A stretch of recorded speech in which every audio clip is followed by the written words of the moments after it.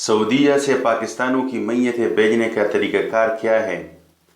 بیرون ملک مقیم پاکستانی اپنی ساری زندگی دیار غیر میں رہ کر کمائی کرتے ہیں اور اپنے خاندان کی خوشحالی کے لیے تگ و دو کرتے ہیں۔ ایسے میں ان کی یہ خواہش ہوتی ہے کہ اگر کسی وجہ سے ان کی موت بھی دیار غیر میں ہی واقع ہو جائے تو ان کی تدفین اپنی مٹی میں کی جائے۔ کرونا وائرس کے باعث جہاں بہت سے ممالک میں مقیم پاکستانیوں کو مسائل کا سامنا کرنا پڑا، وہاں سعودی عرب میں مقیم پاکستانی بھی متاثر ہوئے بغیر نہ رہ سکے۔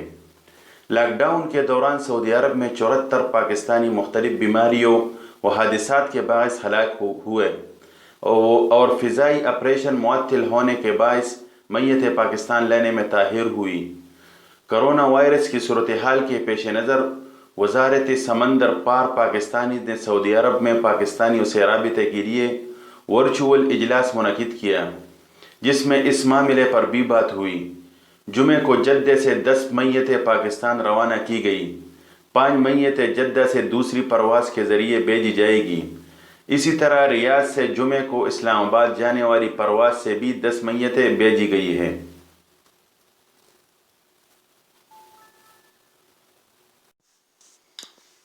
پاکستانیوں کی واپسی، مزید 30 پروازیں چلانے کا فیصلہ۔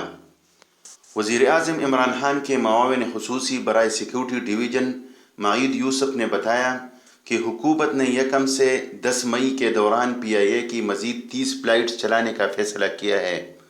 انہوں نے بتایا کہ اس 21 مارچ کو فضائی حدود بند ہونے کے بعد سے اب تک 38 ممالک سے 15,000 سے زائد پاکستانیوں کو وطن واپس لایا جا چکا ہے۔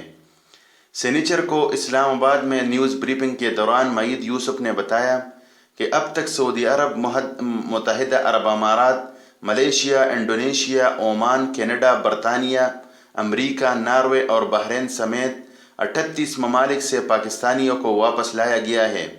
ان کے مطابق اب بھی 88 ممالک میں 1 لاکھ سے زائد پاکستانی موجود ہیں جو وطن واپس آنے کی خواہش رکھتے ہیں۔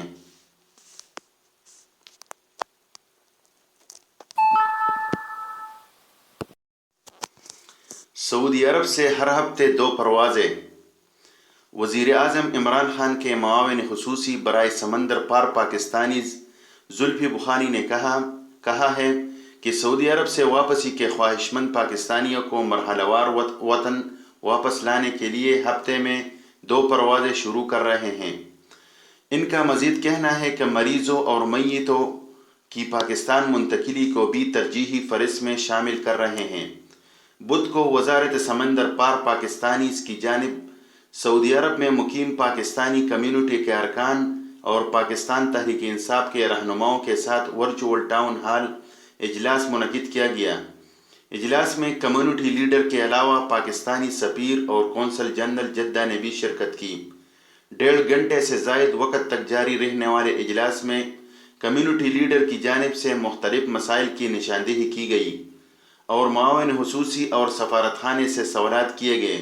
ان سوالات کے جوابات دیتے ہوئے زلفی بخاری نے کہا کہ ابتدا میں فیصلہ کیا تھا کہ 2 پروازیں جدہ بھیجی جائے گی، لیکن بعد ازاں کوشش کر کے 1 جدہ اور 1 ریاض منتقل کر دی گئی ہے۔ پاکستانیوں کو پریشان ہونے کی ضرورت نہیں ہے۔ اب ہر ہفتے یہ پروازیں آئے گی۔ اگر کرونا کے مریضوں کی تعداد میں اضافہ ہوا تو ہو سکتا ہے کہ اس میں تبدیلی کرنا پڑے۔